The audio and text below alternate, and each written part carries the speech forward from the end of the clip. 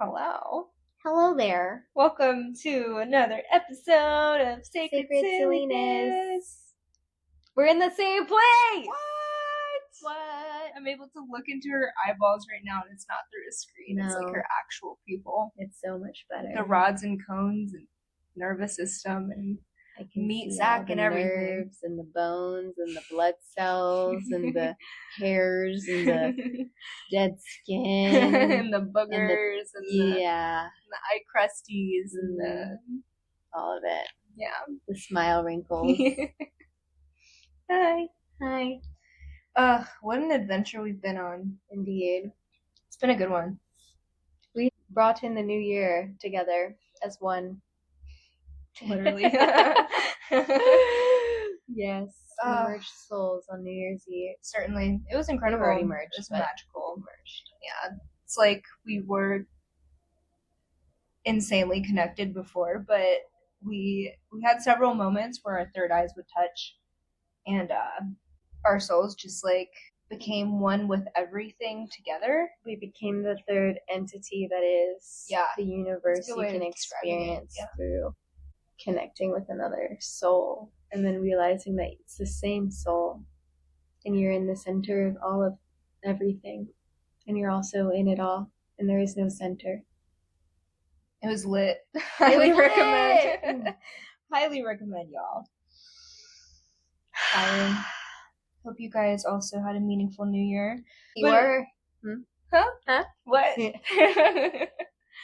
You are here to listen to us chit chat about modern love versus soul, universal love. Yeah.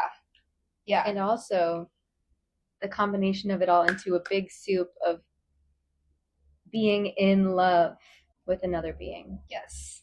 And how to like kind of find that balance between soul and humanity. Because, I mean, if you're enlightened, like, pop off. Thanks for your contribution, man.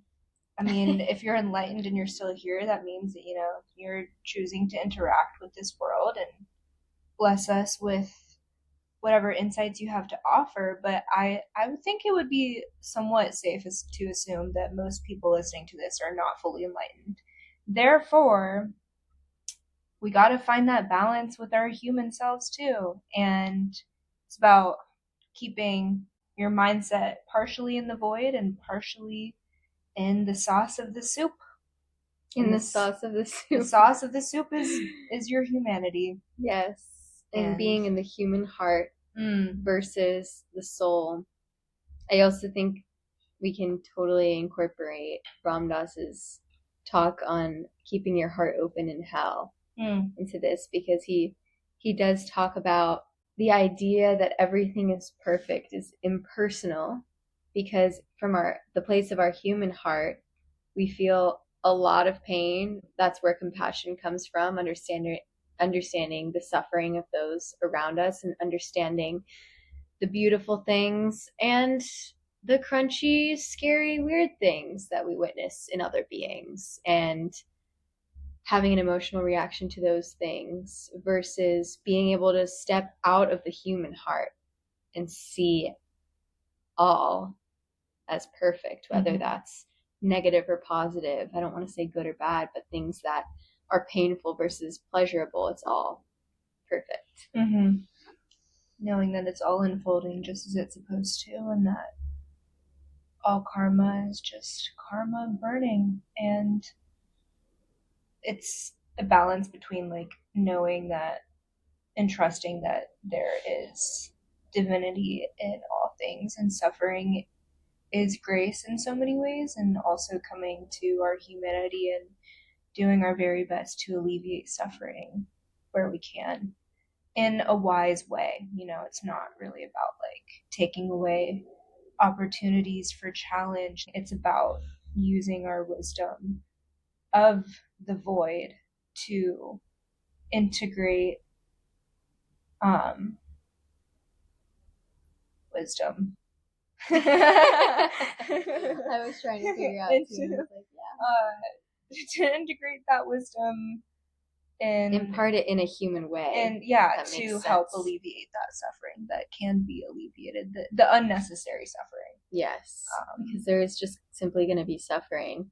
And it's pretty hard to avoid that unless you've completely released all of your attachments and desires and needs and wants. And as much as I have had, and both of us, I'm sure, have had glimpses of that, moments where we can let go of all of that and not feel any pull from any attachment, any desire, any want or need.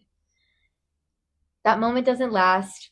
It doesn't last. And we can bring it back into our emotional sphere when we have enough space within ourselves to notice causing ourselves suffering in different case scenarios and say, oh, all right, I see myself attaching to this, or I see myself running away from something because I don't want any part of it and it scares me, or it's painful and I want to avoid that pain. If we have space in that moment where we can actually even recognize that, then we can let go of it, or at least come back to the place where we can remember a time where we were able to let go of it.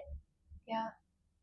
I think it's so helpful bridging into our topic, just because there's also like on the other side there's like that aversion of that discomfort and things like that, and then there's also that grasping for things that are ungraspable, and that's what a lot of love can be, right? Like I think relationships in general and all of humanity, bless you, can be so complicated because there is like a grasping for a person that we can never have. You know, you can't have anyone, even if they're your partner, even if you have that marriage contract, even if, God forbid, you have control over their entire life. You can't have them purely because, eventually they're going to die and you're going to die. And a soul cannot be owned. A soul cannot be owned because of the truth of everything. We're just consciousness. Yeah. It's just not even possible. Yeah. And then I think a part of me finds it beautiful to imagine somebody who calls me theirs, like, you are mine. I think I think in a way it's like a sexy term. Yeah. It's not something that and I think that would change at the drop of a dime if I knew that that person's intention was like, you're nobody else's, you're only mine. Yeah. I think what I find attractive about it is the beauty of like a protector and somebody who is devoted to me in that way, but in a spacious way where it's like, you're mine and you're not mine at all. Yes. Like, I think there has to be two sides of the same coin. And like that comes from like trusting their heart too, and trusting their intentions and like knowing them really well. Yeah, so that's certainly one form of suffering that comes. And then I think another form of suffering when it comes to relationships is like separation and aversion and a lack of intimacy and vulnerability. And we're just gonna go so deep into this topic. And yesterday we were talking about recording an episode since we're together and what topic we wanted to talk on. And this one is one that we've had notes on for like the past 2 years and we just haven't recorded it yet. And it's something that we both have gained so much insight on since we first wrote these notes through pure experience. But it's also interesting because a lot of these notes we wrote 2 years ago and it's like, oh well, look at that, we knew all along. And now we've had lots of experience with having the opposite of what we thought was true, or being the opposite of what we thought was true, and also being really, really true to what we thought was true, and just coming closer and closer to our values and our perspectives on divine love. And in this period of our life, it's just a topic that I think we can both really relate to and have gained a little bit more wisdom on. So I'm excited to dive in. Yes, it's really nuts reading these notes. Evelyn was reading these notes out loud when we were deciding what to talk about today. And then she goes at the end, it's crazy that we both wrote about this before we even got into our first true relationships with another person. Yeah. And at this point, 2 years later, we both have started, witnessed, adventured within our first ever like true committed extended period of time relationship to another person, and have come out of it. Yeah.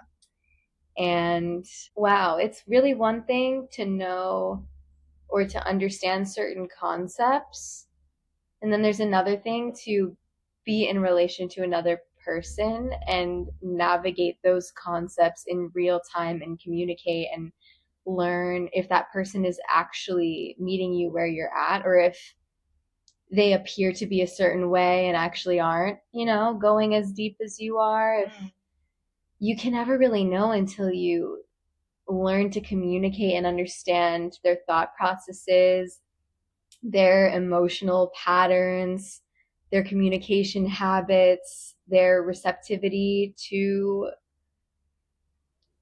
different topics with different levels of difficulty to navigate. And yeah, also just like trusting our own intuition as well about the connection, about the depth, and like noticing what neurotic, egoic thoughts are popping up within myself. Like, I know part of why I stayed in the past relationship for so long was because it was comfortable to quote unquote have someone.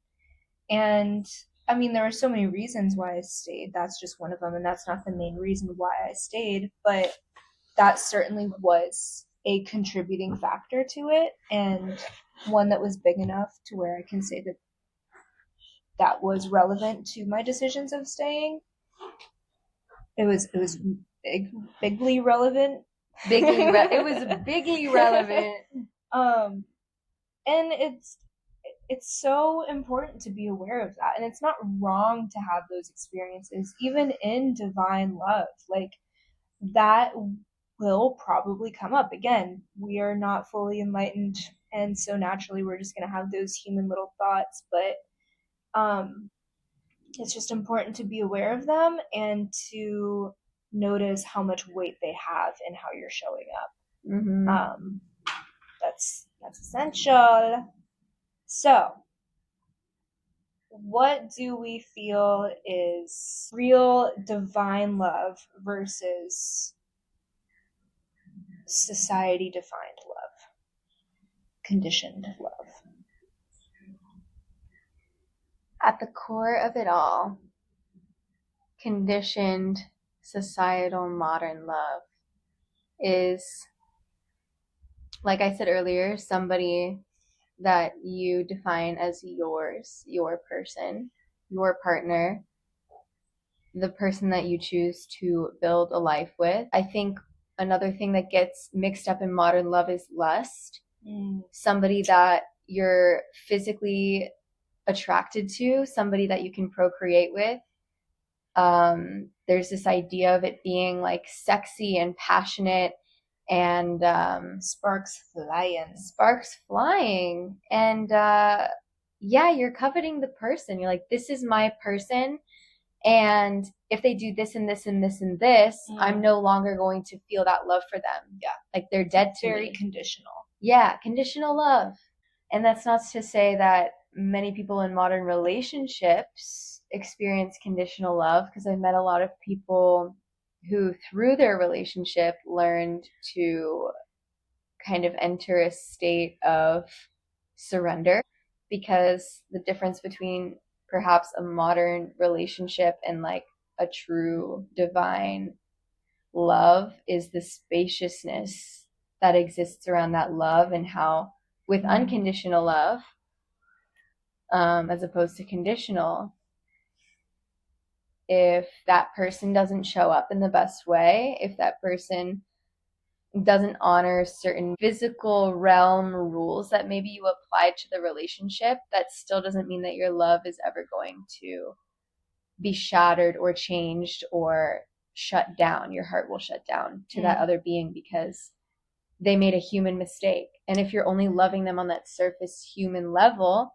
that's a little bit more conditional, and you will pull the love away because it's like, you did this, you don't deserve my love. Yeah.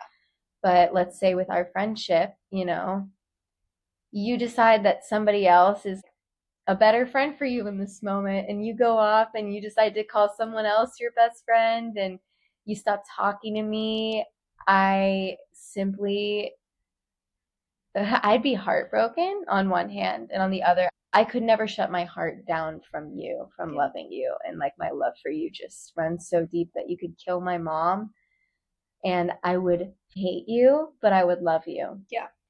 And I don't know if I'd be able to speak to you again, but my love for you would never die. Like, it's just simply on a different level that I can't even describe. Yeah, no, I resonate, girl. I feel the same. I feel like our friendship has taught me. Oh my God, I think it's been like the biggest lesson of love in my life ever. You have been the greatest love of my life. I love you. I love you so much. Hearing those words makes me like melt, right? Goddamn, being reunited has been like so awesome, because it's like with our Peru trip and us being together, it's like, okay, even more concrete that I love you, you know, like that just affirmed so deeply. We knew before Peru that we loved each other and that we were best friends. And then we were able to travel the world and have like this really massive transformational experience and do it really well together. I was like, damn, I didn't know I could love her more. Now I do. And then this experience too is just like, yep, there she is, my person. Like, I would go to hell and back with you and for you and all things. So God bless. But God bless. I appreciated a lot of what you said. The thing that differentiates egoic love versus divine love is that condition, you know, the conditioned or unconditional. And we went to like a coffee shop and to grab lunch, and then we were driving back and we were kind of talking about this episode and what we were going to talk about. And I was telling Aaron that like I feel like our friendship is such a beautiful example of that, because I look at Aaron existing completely outside of Evelyn. And I've said this to people I love as well. Like, I said this to my past partner because this is how I actually felt, because it was genuine love. I I look at someone completely outside of myself. I see them existing and I just feel love. I I love their existence. I love who they are as a human, as a soul, as a heart, as a brain. Like, I just love the essence of Erin. And it's not even about what she does for me. But then we're also coming back to the fact that, like, I do love what she does for me. She gives me affection. She gives me confidence. She gives me a business partner. She gives me sisterhood and friendship. She gives me um, play and laugh and insight and wisdom and emotional support.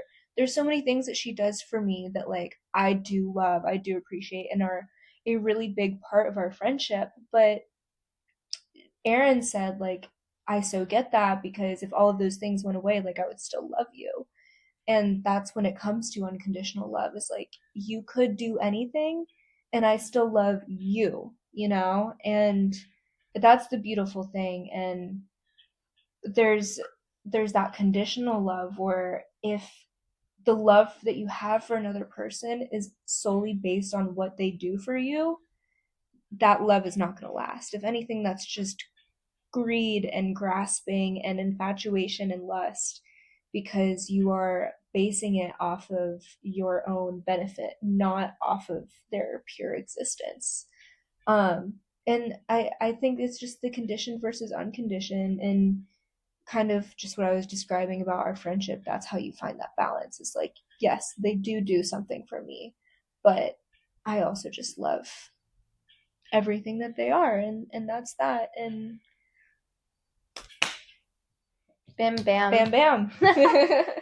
With that too, Evelyn said to me a few days ago, there is so much space.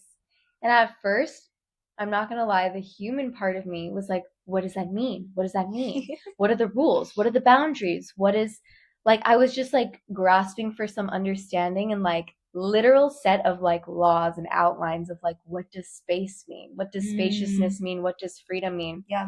Because the part of me that is human and wants safety and comfort and reassurance of a human relationship wants those things. Yeah, that's valid. And then immediately after, the security, exactly. Yeah. Like, how do I know you're going to be there if you're giving me that much space? And then immediately after, there's the part of me that comes back to just the place of the soul. I don't even want to say the human heart, because the human heart aches and feels pain and feels and can feel neglected and all of these things. But in the place of the soul, there's just I just was given the freedom by somebody that I love to be anything that I need to be and show up in any possible way that I show up, right, whether or not that's aligned with who I truly am. And I am still going to be fully accepted by this other human being. That's totally what I meant in that moment too. 100%. It's just like, I expect nothing of you other than for you to be completely true to yourself. And I love you so much, and that doesn't mean that I am going to try to restrain or constrict you or pin you down. And I think that expression of love is really important, because it's like, I know in past experiences in romantic and friendship relationships and familial relationships, there was a lot of grasping onto me, and there was a lot of like, I want you to be mine. I mean, obviously they weren't saying like I want that to be a constriction. People in my life would never, I think, directly say I want you to be mine and I want to kind of grasp onto you and like hold you really, really close to me, but there was that energy. There was that grasping, and that literally took away from any love that was there. And that doesn't mean that the love wasn't actually there, but it created so much friction and tension and made it feel like I had to be a certain way, or I had to be there in order for the other person to be well. And that constricts me. And that's not love. That's not, I have learned through my most recent romantic interaction with someone that love and freedom are the exact same thing. And to love someone is to let them be free. And to constrict someone in any way is to dim their light. And that doesn't mean to not be in a committed relationship. That doesn't mean to not sign a marriage contract. That has to be an understanding between two people, that it's like, I want what is best for you and you want what is best for me, and we're committed to that together. And you are allowed to show up in any way that means. Meaning, if you have feelings for another person, tell me, like, I'm not going to judge you for that. I'm not going to shame you for that. That's a normal human thing. And it's your choice on if you want to act on that. Obviously, I probably wouldn't want them to act on that if I'm in a committed marriage, but let's explore that together. And maybe I have enough trust in that partner to know that they can have that human aspect come up and they are still committed to me. And that's freedom, is like, this is something that comes up for you. This is a truth in the moment, but we made this commitment together, and I trust you to follow through with that. And that's freedom to me. That's freedom. And so you are free. Freedom. You are completely free. And if there is someone that ever comes up that's like, wow, I love this person and they're going to take in my role as a business partner or a best friend, again, yeah, I would be heartbroken in a lot of ways, but I trust you so much to know that that would be what is best for you, because I'm giving you that freedom to do what's best for you. And even if it's just a lesson that you need to learn, that that's not what's best for you, that's what's best for you, because you needed to learn that lesson. And so I literally just want what's best for you, and so you're free to do whatever that means. Yeah. I feel the same way. Love. And love, I think that's another thing, is when I think of, growing up and not really having an understanding of any of these concepts, I just assumed you love somebody, so you fight for them in whatever way that means in the moment. But I guess as a child, as a middle schooler, a high schooler, I probably wouldn't have understood these things, because I thought To me, you're with somebody, so you're with them. And if your eye gets pulled somewhere else, that means you don't love that person anymore. It was very like simple black and white. Yeah. And what this is it's very much not black and white, because exactly what you said, when you're giving somebody freedom, let's say that does end your human relationship, that ends our friendship, or you're with somebody and the marriage ends because one of them realizes that they would want to commit to another person to be their life partner. That still doesn't have to mean that the love ends and the love stops there. And that could open up such a beautiful line of communication, a new form of relationship, a new way of taking care of each other's hearts, loving each other from afar, going from lovers to friends, going from lovers to co-parents. And by lovers, I mean like maybe in a sexual way or romantic way, but still lovers in the way where you can really just honor each other's souls and the truth. Mm-hmm. And the truth sometimes hurts in the place of the human heart, where things could have limitations. I thought the human heart was congruent with the soul. And learning about the chakras also has brought me to this place of understanding that resting in the place of the human heart is not the same experience as resting in the place of soul and spirit and pure consciousness, because the human heart aches. The human heart feels ecstasy and passion and heartbreak and depression and lust. And I think perhaps, I don't know, sometimes I think lust is a little bit more in these regions than this region.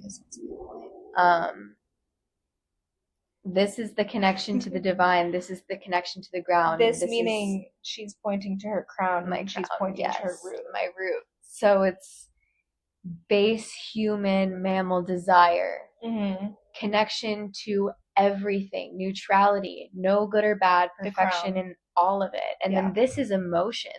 This is the roller coaster that we're taking on. Thank you. You're my little translator. I love it. She's like pointing to different parts of her body right now. So just the lower chakras, the heart, the very center of all 7 chakras, and then the chakra that connects us to the divine, to the part of us that isn't human.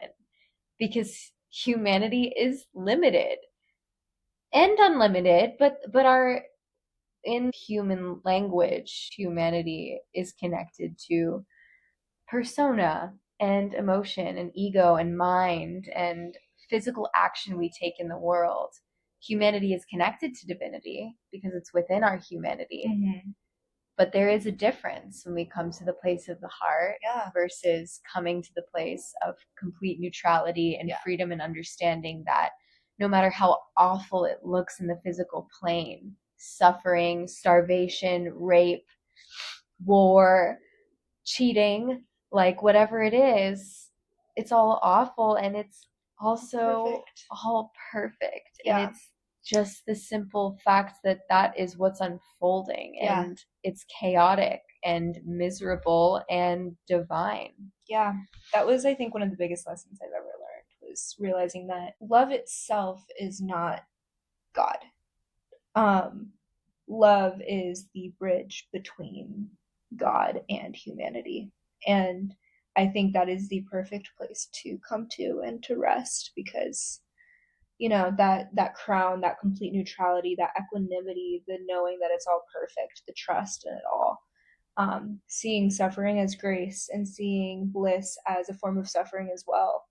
Like, it's you can think about like people doing MDMA, and that's a lot of effing love. That's a lot of love. That's a lot of bliss. And like, is that not what we're all looking for? You can say that that's God, but then, if you come down from the MDMA and you feel, 1, a craving to do it again, 2, you feel a depletion of serotonin, you feel depressed and separated. So how can you possibly say that that path is a connection to God? I believe it is a path, like there's so many different paths to God. There's so many different paths to love, but I think that love is the bridge between consciousness, the crown chakra, the pure consciousness, and the humanity. And that's why the love that we're describing and what we have for each other is the bridge between the humanity and the void too, is because there's that balance between complete neutrality with whatever you do and also knowing that there's some human benefit to it as well, which is so dope. I think the beauty in that too, at least from what I've gained and learned and understood from our particular friendship and our relationship, is the ability to recognize what's mine and what's yours. And having this space where we both love each other in our human hearts and also love each other on the soul level allows me to recognize when I am projecting onto you. Somehow it makes it easier to recognize when I am projecting onto you, because when I feel some sort of maybe annoyance or judgment, more often than not, in fact, probably every single one of those times I've ever experienced that with you, I come back to the place in me that is just conscious and aware of even those thoughts or those feelings. And it always comes back to something that's my stuff. It has nothing to do with you. Experience. Yeah. I have the same freaking experience. Because I remember the love and also the freedom, not only the freedom that and love that I feel for you, but the freedom that you've given to me. And I know that you would never purposefully cause me harm. You would never purposefully try to annoy me or make my life more challenging or any of those things. Even if it did happen to occur on accident or whatever, you know? Yeah. And then because of that, I can recognize that any sort of interaction that we have that maybe doesn't feel the best to me is always because of a way that I am viewing it through one of my own filters and attachments or aversions or fears. Yeah. And it's just so fascinating because it also, that spaciousness helps me to learn more about myself and where I'm still clinging and what my fears are. Yeah. And it's really powerful and it's sometimes really scary, but ultimately very beautiful. And you're literally not to call you a vehicle, but you're like a vehicle for my awakening. I was gonna call you a playground, so yeah, you're yeah, bitch, I'll be your swing set. Yeah. Vroom vroom. Yeah, that's like another really cool, fun example of the freedom. You can use me, like you can. I am devoted to you to the point where like you can use me as a vehicle for your own awakening. Yeah. Yep. Same girl, same. I just want to like tie that up with the bow of I feel so willing and open to be devoted to you in that way because I trust you completely. That actually was a point that I wanted to touch on as well. And I feel like that trust came from intimacy. And intimacy only really can come from vulnerability. And vulnerability can only really come from authenticity. And the love that you have for yourself.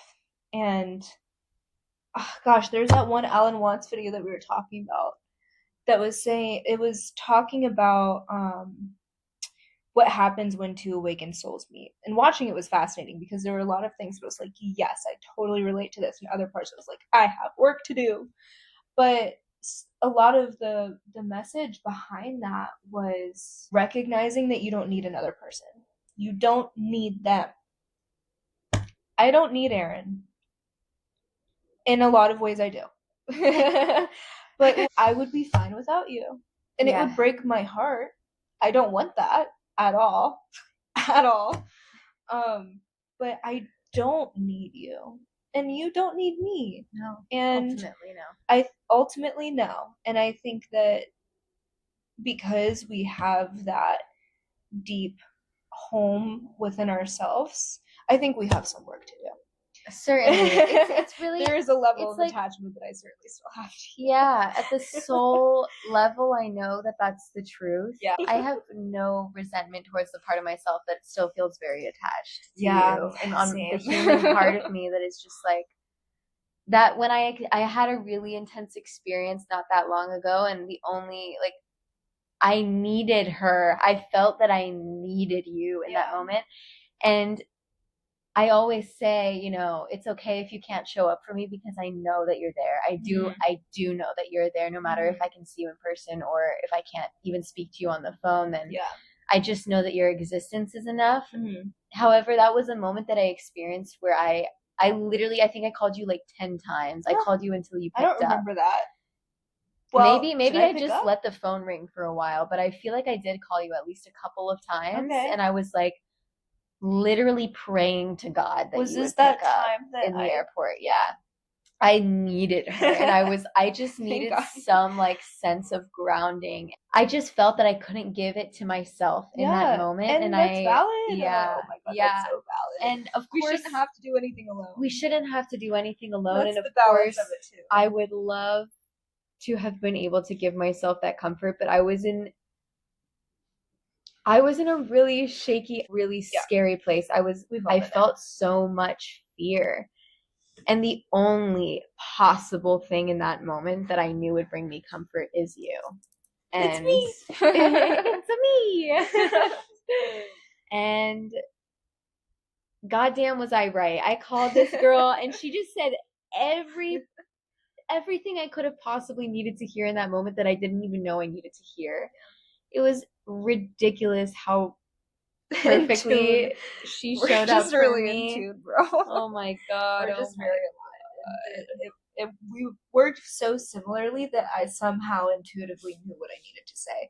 And it wasn't even like, okay, I need to say this for Aaron. It was literally just me sharing like an insight that I had in my own experience. And I feel like that insight is actually relevant to what we're talking about. But real quick, I think that I was very quick to say I don't need you, and in so many ways I totally do. Like in order to live my highest self life, I need Aaron Yaffe. And there are so many ways in which I would not be as abundant and as full of love without your presence. And I think that that would still be true if you were to suddenly leave my life. I think I would still be okay and I would still find a way to have an abundance of love within myself. And I would still lead a very beautiful life. But I can't sit here and deny that, like, there is so much that you bring to my life that I deeply, deeply want and feel like I need in my life. And I think it comes with that need type thing is like, I don't need you to live and I don't need you to live a beautiful life, but I want you. Yeah. I want you in my life. And I want you not in a way where it's like I want to have you, but just like I choose you. Yeah. Yeah.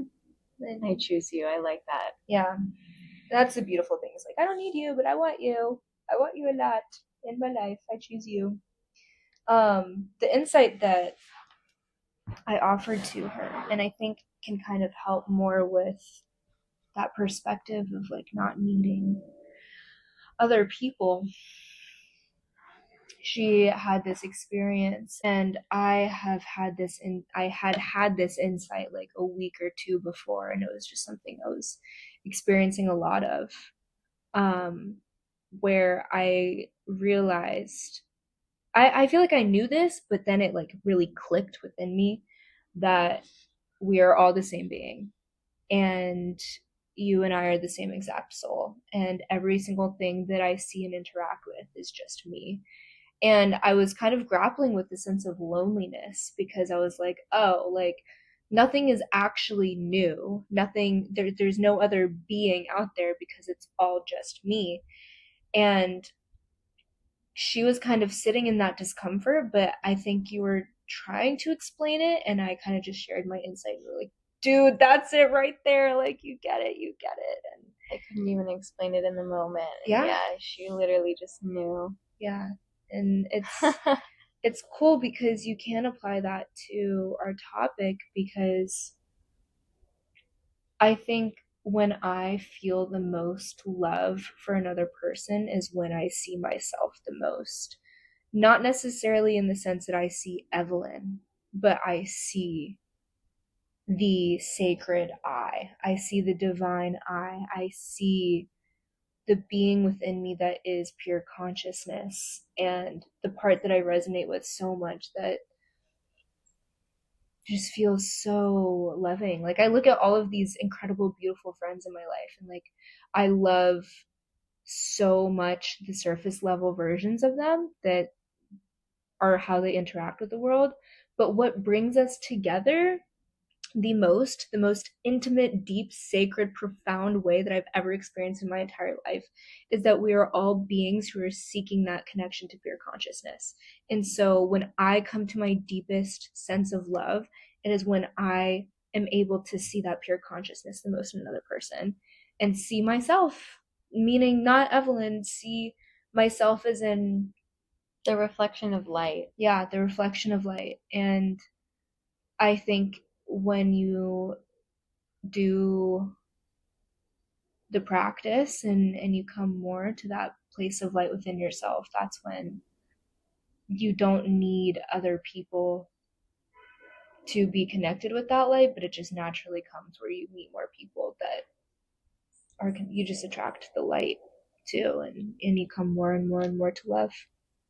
I was thinking about that when we were talking about something a little earlier, and just that difference of being in a place. I think it kind of has to do with spiritual ego and this idea of creating a persona around seeking consciousness and seeking to understand and rest in and be the part of you that is just pure consciousness, and then turning that into the persona of, well, I'm doing the work and I'm showing up better than the people around me are showing up, and I'm more connected, holier than now. And then the way that that's isolating in a different way, where it's like, well, I'm in a room full of people who are asleep and I'm divine, but they're not divine because they don't know. And the difference, I think, I certainly have experienced that. Like I'll be so honest. I'm sure that there was a period of time where maybe felt discomfort in the beginning of my spiritual journey because I thought that nobody would understand me and that I was different from other people. Yeah. I had a different level of presence or love or kindness or compassion. It can be isolating at times. Which it can. It can be isolating.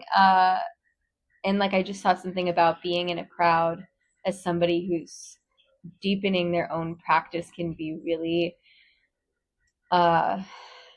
overstimulating, because you feel like, for example, you're the only sober one at the party, and everyone around you is just so caught up in the game and caught up in their stories and their dramas and their suffering, in a moment where you feel pretty connected to yourself, your true self, and you feel awake, which isn't all the time. I don't always rest in that place, period. I am in that place where I'm caught up in the drama sometimes, but when I feel like I'm in that place in a room full of people who are very evidently caught up in their drama, and I happen to be in the space where I feel spaciousness around that, can feel isolating. But I feel like I've gotten to a point now where I can also, more, at least more often than not, to be able to come back to that place more where I see them, and instead of being like, I'm here and you're there, I just look into their eyes. And my practice has been seeing everyone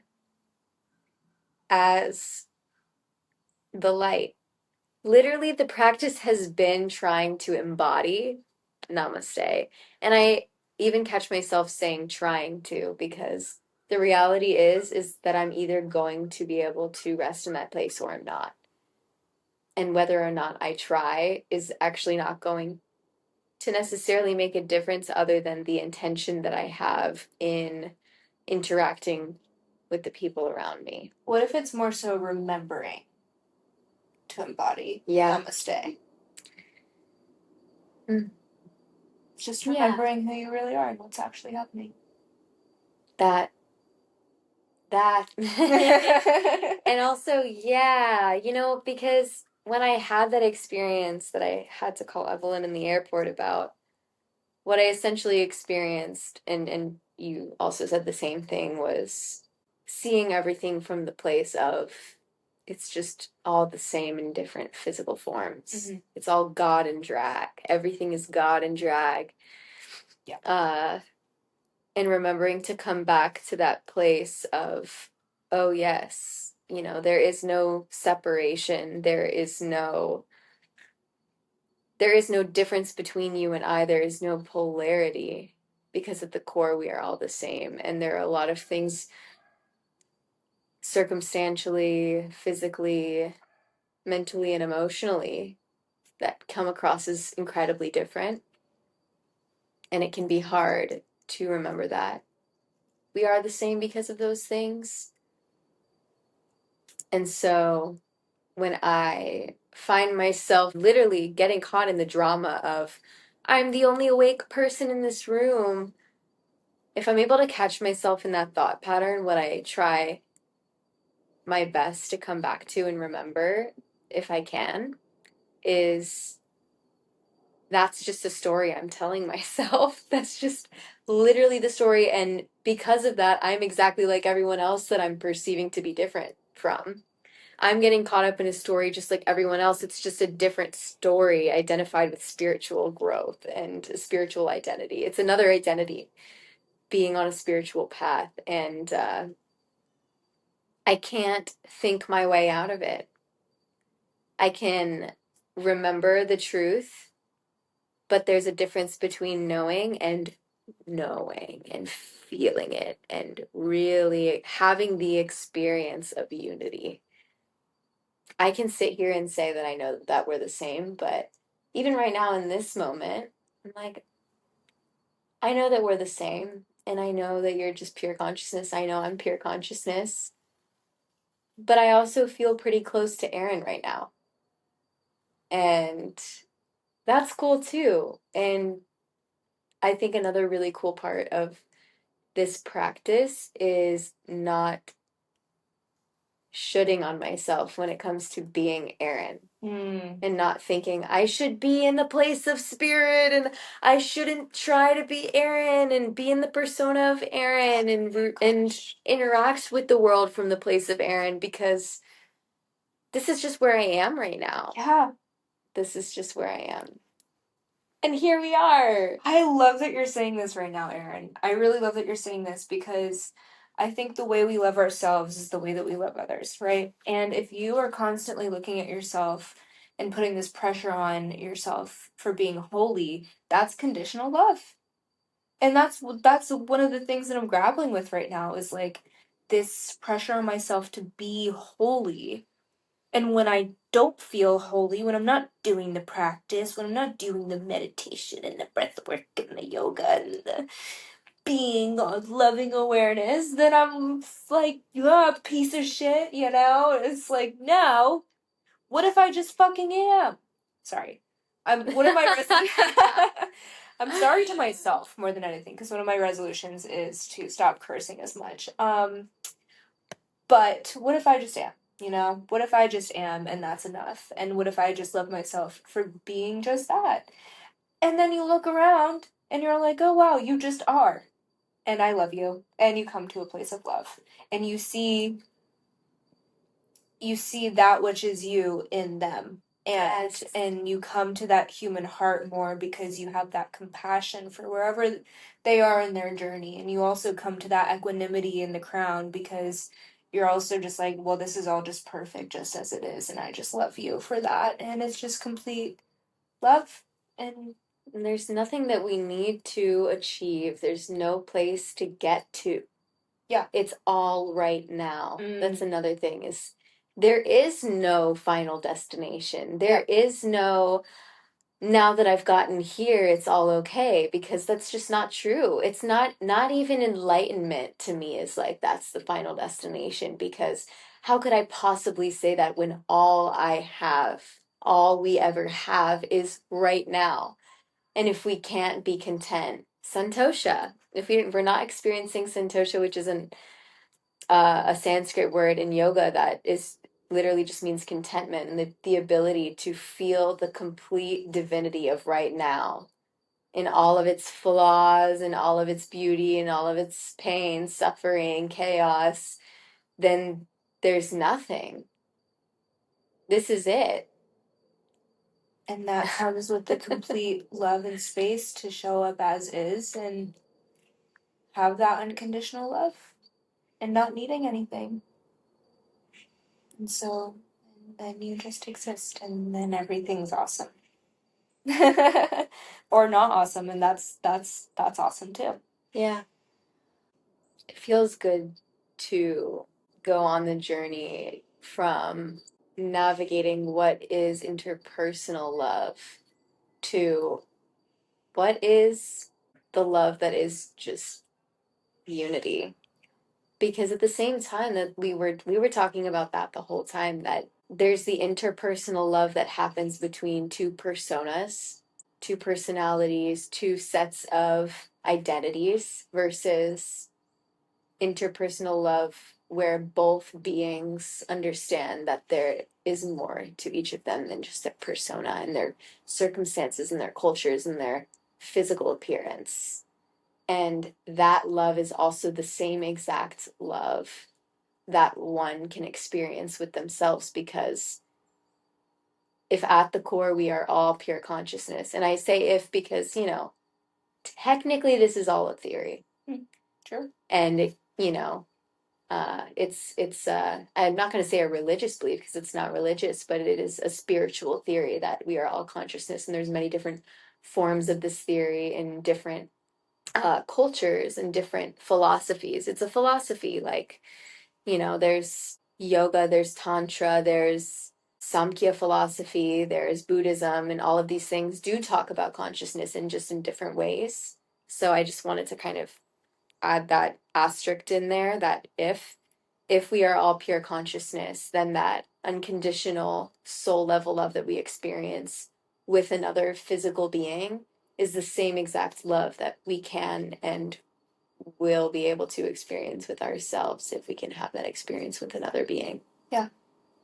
And I think it's all a reflection. I think your ability to connect to that place within yourself is really helpful for finding that same level of soul love with yourself interacting with another physical being, another piece of consciousness just trapped in a different vessel. How do we get to that place of self-love? Man, that's a little bit of a loaded question, because it's a journey and it's different based on everyone's capacity for love at birth, their circumstances through life, what they learn through relationships to people. Some people might never experience that. There might only be that level of conditional love that might feel unconditional. Because I certainly know that I was living in a place of understanding the concept of unconditional love and understanding the concept of soul and pure consciousness and freedom, but never really feeling it within myself and never being able to fully connect to it and actually know. Like, I knew, but I didn't know until I knew. And I think there's a variety of different practices and paths towards that are different for every single human being. Yeah.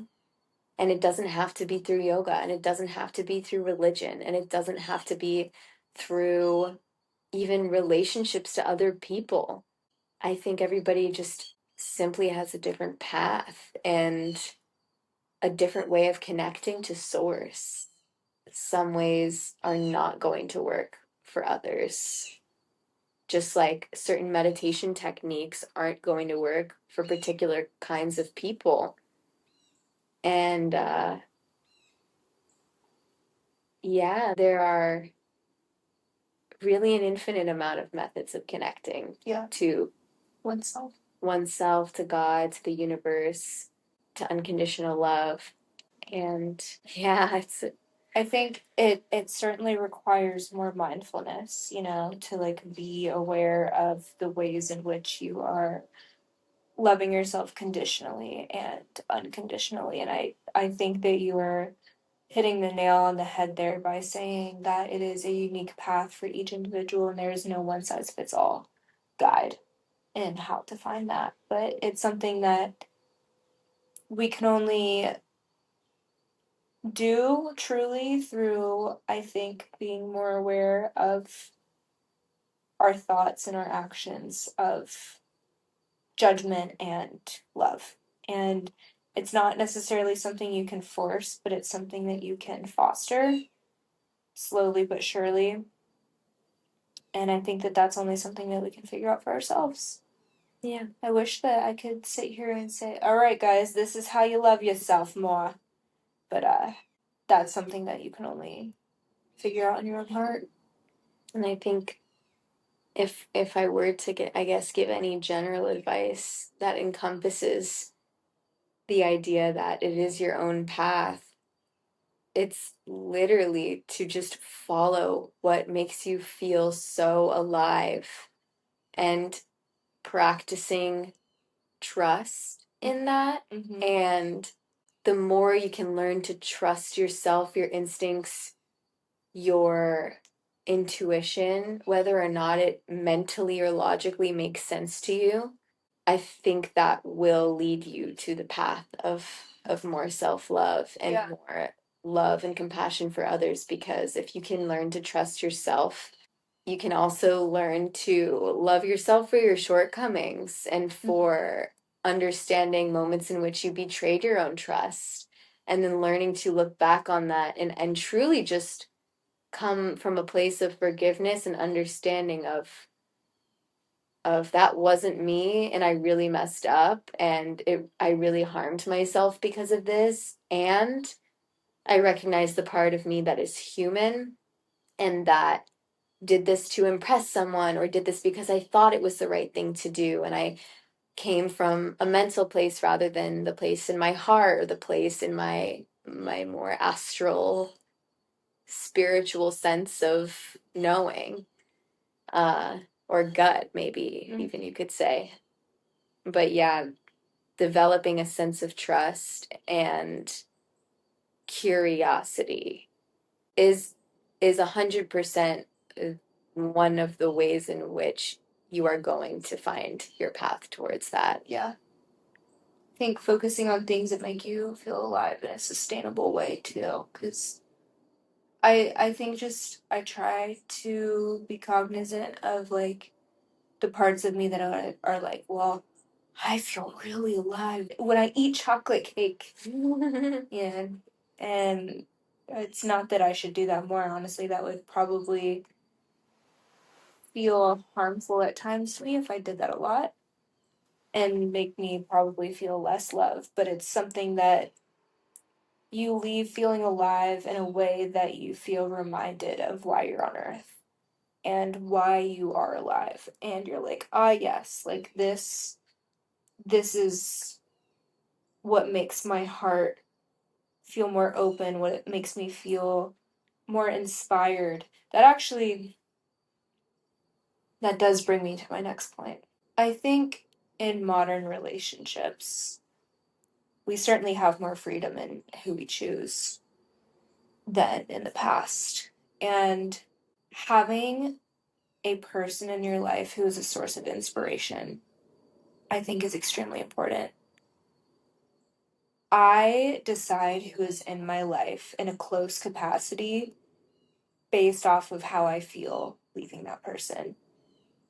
Meaning, if I leave feeling like I know myself better, I know my purpose, I know why I am here, I know what makes me feel so alive and so connected and so trusting of life. If I leave a person feeling that way, I want them in my life. If I leave not feeling that way, maybe I leave feeling neutral. And like that was like, oh, okay, that was a good interaction. Or, you know, you can keep that person in your life, but that's obviously not someone that's going to bring you closer to yourself. That's not someone who's going to spark Creativity, energy, excitement, love. love, in a sustainable way. Like, prana, just prana, straight up prana. Straight up prana. That's not someone who's gonna spark that in you. And then even worse, if you leave feeling more disconnected, more confused, more it's the confusion. It's the confusion for me. Yeah, like it's really, really essential to pay attention to how you feel when you leave someone's presence, you know? Like that's, I think, more telling than how you feel when you're with them. And I think that you should admire your partner. You should admire your friend. You should admire the person that you have a relationship with, and they should be a source of inspiration for you to be a better version of yourself. I know for a fact that I look at Aaron and I feel so much motivation to be the best version of myself, knowing that if I am not that, I will still be loved.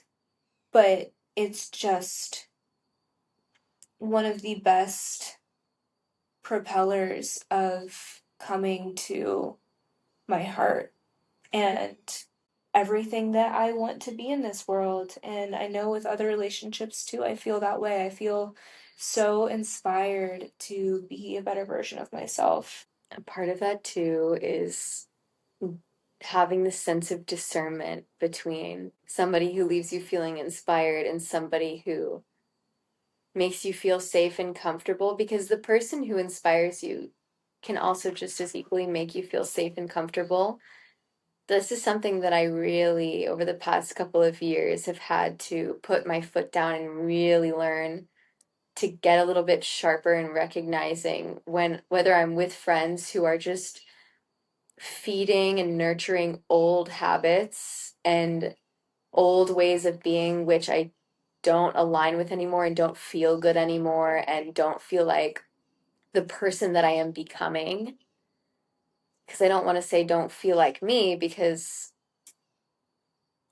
I am not my habits, I am not my words, I am not my actions, but I am becoming a person. I am becoming a version of Erin. Always. I'm always growing and expanding and learning and deepening my deepening my existence. And if I feel really safe and comfortable around somebody that I love, I have to discern whether or not that safety is coming from a place of this person is familiar because their words, habits, actions, and presence are things that I'm used to from years past, from lives past, versus I feel safe and comfortable with this person because I trust them, and they also push me into a place of discomfort.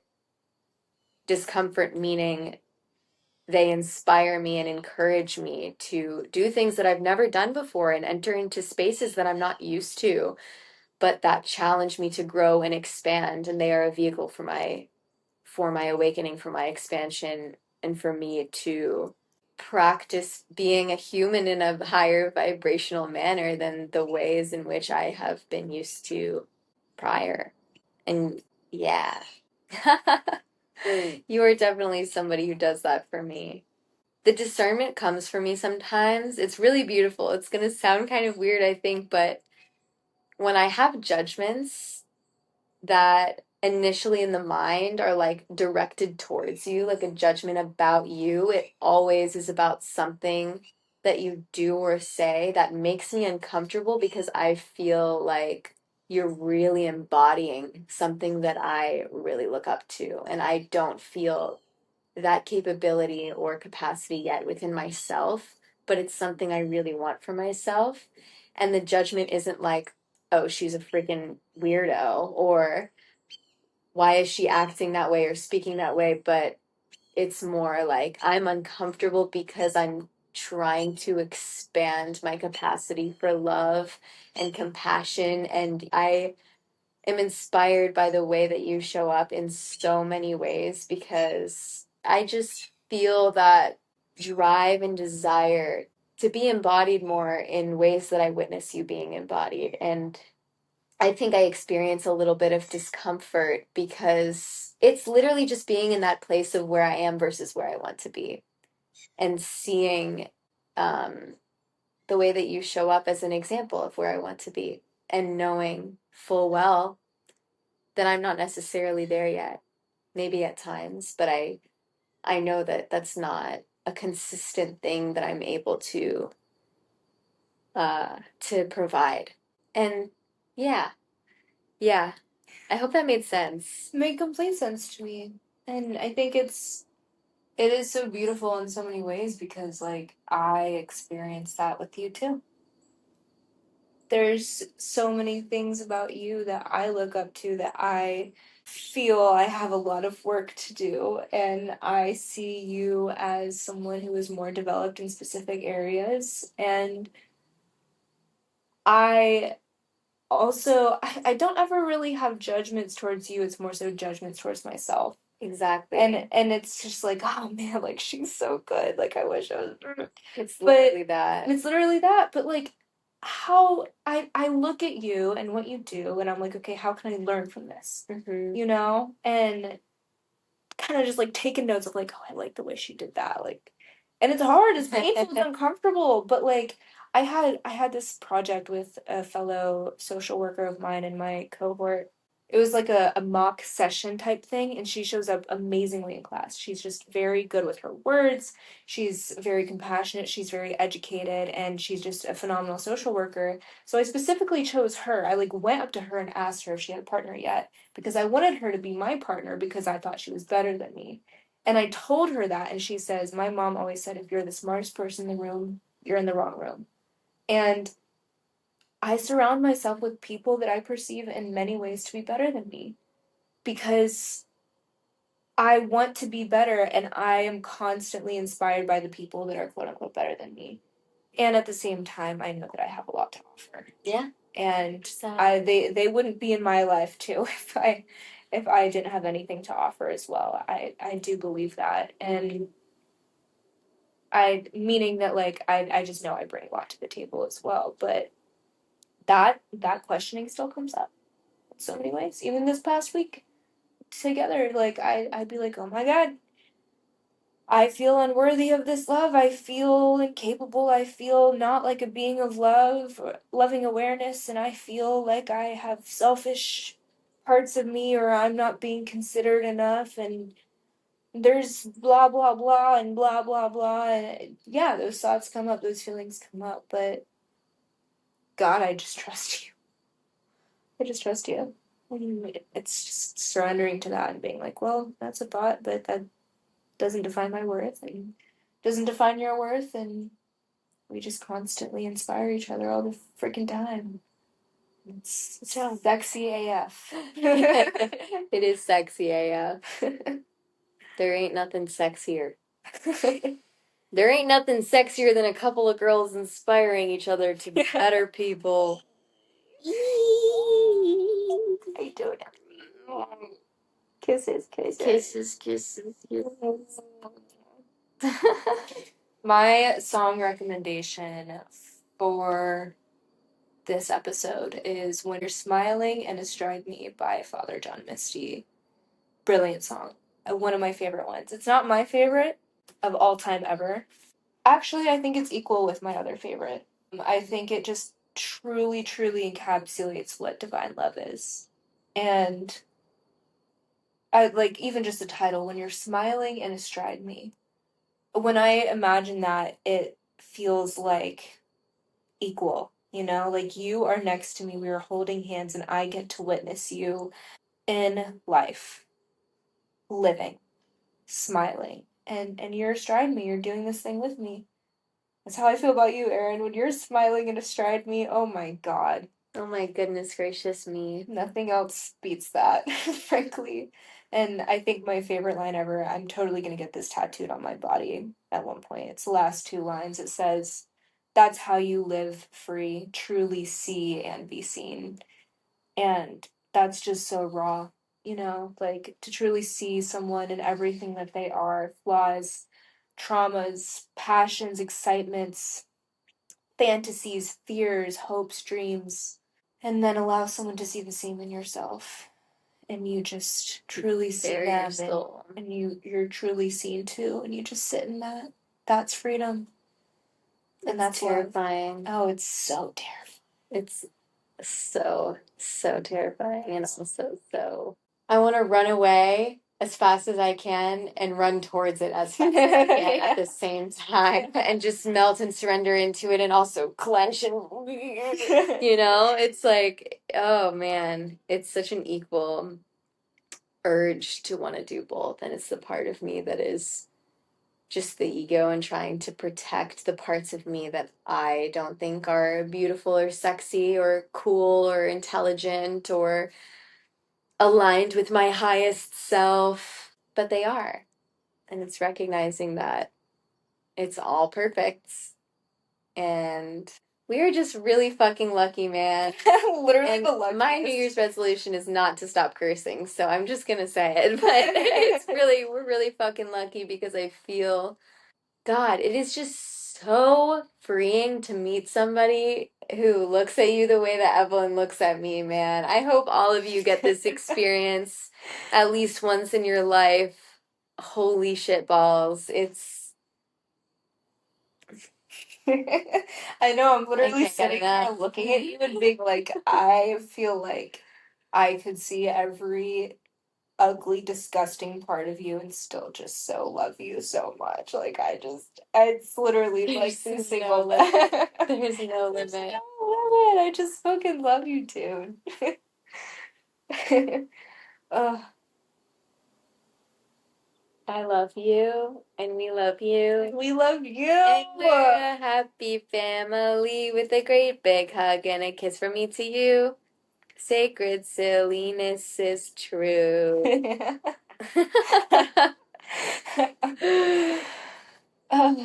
Yes. My God. You guys, the last thing that Jesus Christ. Yeah, really on being single too. Jesus Christ. Relationship with Chris and what I've learned. That was the last thing I had to write about. Wow. Wow. All I have to say is that you don't know what you don't know, and you haven't experienced yet what you haven't experienced. And I sitting here now am like, wow, when I wrote these notes, I knew nothing. And even though I've experienced more now and definitely know more now, I know I still know nothing, especially because that was, 2 years ago? I'm 23 years old. I have so much to learn. In 10 days, I'll be 24. Whoop, whoop. I'm a Capricorn. But man, and I still feel myself doing this where I'm still learning to rest in the confidence of just being what I am in every single moment, no matter who I'm with, and how accepting or open or like-minded the person that I'm with is. Not getting lost in that energy, lost in the other person's place and where they sit in themselves. But certainly I was really struggling with this at that time, in a way where truly I wasn't really sure myself what my priorities were, what my values were, and all I know is that I was left constantly feeling so much anger and resentment and frustration with my partner, because I hadn't fully admitted what my priorities and my own values were. I just knew that his didn't align with mine, but I couldn't sit there and recognize that I needed to just leave. Because I don't know, I was just comfortable and I was having fun, and it was like a friendship plus, I guess. But it wasn't worth all the frustration that I was feeling, and eventually I figured that out, and I realized, oh my God, I need to, like, this isn't for me. This isn't for me. And once I really got clear on that, it definitely sent me into a whole other dimension of understanding myself and what I need. But at the same time, I still was so naive. I still am really naive.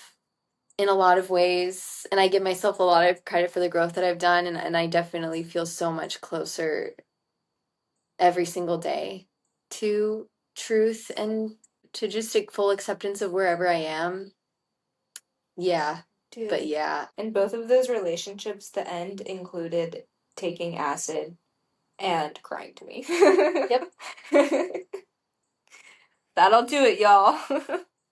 And I know how it looked to both of them. Luckily, with my most recent partner, there was so much space there and so much love and so much understanding to the extent in which he could understand. And it was one of the most beautiful things, honestly, I've ever experienced, was him telling me that even though it was out of the blue, it was unexpected for him, and he wouldn't have made that choice himself. He sat there and looked me in the eye and said, I'm not going to tell you to stay. I'm not going to force you to try and change your mind, because I know you, I know your love for me and yourself, and I know that you are not only thinking about yourself, but you're also thinking about what's best for me too, and I trust that. And even though I felt that there were many ways in which we were just not always on the same page or coming from the same place emotionally or experientially, there was still that just like freedom and love. And there was a lot of freedom in that love and a lot of trust that really shocked me and taught me so much. And I'm so grateful for that. And I'm so grateful for the space and the trust that he gave me in making that decision. Even though the way that it looked on the surface was that I went and had a really profound psychedelic experience by myself. And again, it's not that the acid made me break up with him. I was already having some turmoil within myself about, is this really something that is to my benefit to continue, to his benefit to continue? And at the end of the day, I decided for both of us, no. But it did happen right after that experience where I could finally put my foot down and be like, okay, it is time to take action and change the dynamic of this relationship now, because perhaps it gave me a little more clarity and courage on something that I just already felt. Yeah. Not even perhaps that is exactly what it was. Even though he had never had that experience, and he did say he'd be lying if he said that, it's questionable to him and he doesn't fully understand why and how I could have made that decision so with such certainty after an experience like that. He still like gave me his trust. Yeah.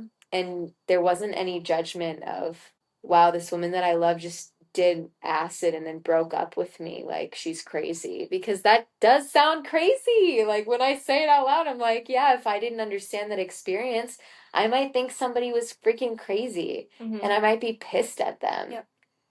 But there wasn't any of that. And Yeah. I'm like, can I say this on the podcast? I think it's fine. But yeah, I think that is love right there. And the beautiful thing about that's just freedom. And I think what showed me that I needed to break up with my first partner was that I felt closer to love when I thought about breaking up.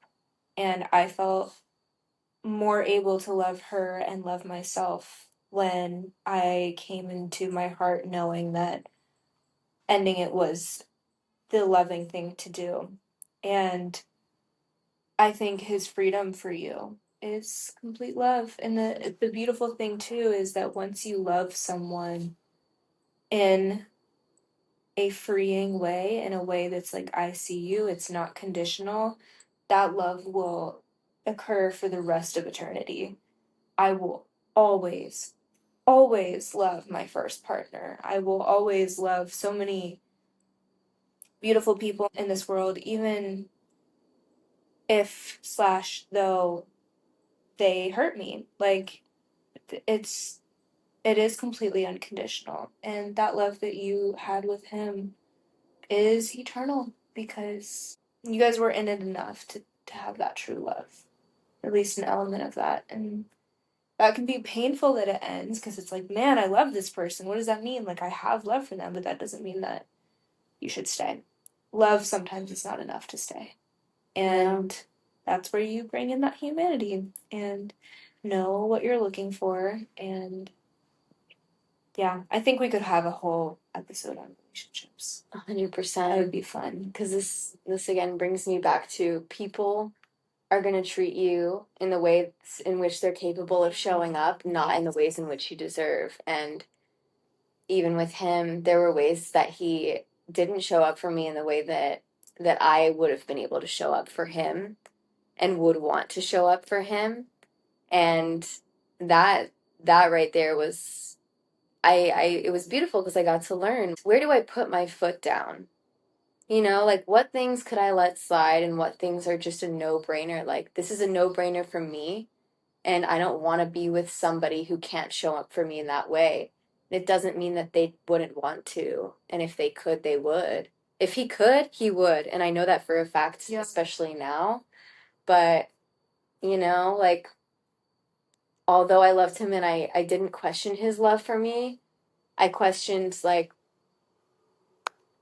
don't I want somebody who's a little bit more capable of certain things? Yeah. Yes.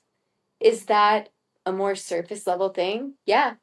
But why shouldn't I get to have that? Yeah, it doesn't define him and his worth, too, that he's unable to show up in certain ways. It's just that it doesn't work. It just doesn't work. It just doesn't work, and that's okay. With Aaron. Yeah. Like, with who Aaron is and what Aaron does in the physical realm. Yeah. I appreciate you bringing that point up, because we can only do what we can do. Well, that was a damn good episode.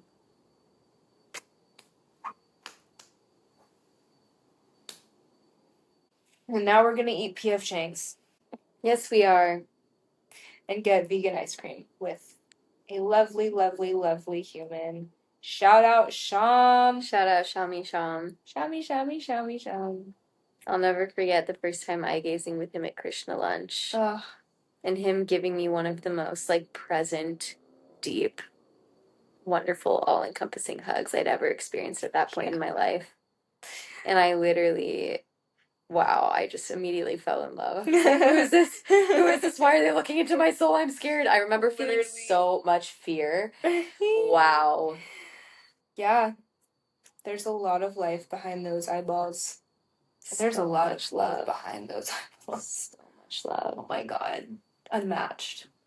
Literally unmatched. Anyways, I wish you so much love. All the unconditional soul love and the human love and all of it. And heartbreak and sadness and loss and grief and grace and suffering. But suffering that makes you realize something really cool and meaningful and growth and expansion. Evolution vibes. Of course your name is Evelyn. That's so cool. Evolution. Evelyn-lution. If you were a DJ, it would be Evolution. There's already a DJ name. I know, I don't care. It's you. No, I actually, I already came up with the DJ name. What is it? I can't share it on here. Okay. It's on my phone. I'll read it to you later. Okay. Yeah. Well, ditto to everything that Aaron said. We love you. I love you. Okay. Bye.